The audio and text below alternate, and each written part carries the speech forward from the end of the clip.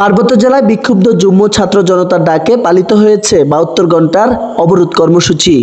খাগড়াছড়ির মানিকছড়িতে তৃতীয় দিনের মতো সড়ক অবরোধ কর্মসূচি পালন করেছে অবরোধকারীরা।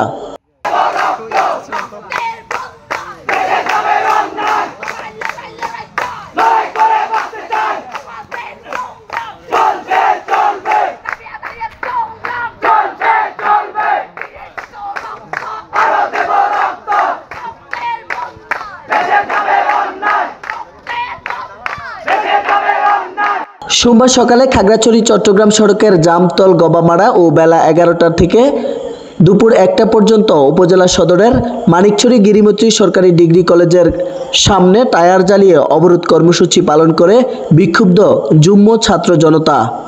অবরোধ চলাকালীন সময়ে সড়কটিতে প্রায় ২ ঘন্টা যান চলাচল বন্ধ ছিল। তবে রোগী বহনকারী সিএনজি, অ্যাম্বুলেন্স ও জরুরি যান চলাচল ছিল স্বাভাবিক। যেকোনো অপ্রীতিকর ঘটনা এড়াতে পর্যাপ্ত আইনশৃঙ্খলা বাহিনীর সদস্যদের উপস্থিতি লক্ষ্য করা গেছে।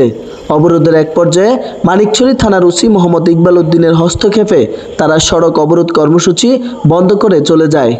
পরে সড়ক থেকে জ্বলন্ত টায়ার ও বাঁশ গাছ সরিয়ে যান চলাচল স্বাভাবিক করে আইনশৃঙ্খলা বাহিনীর সদস্যরা। ডেস্ক নিউজ, মানিকছড়ি বার্তা।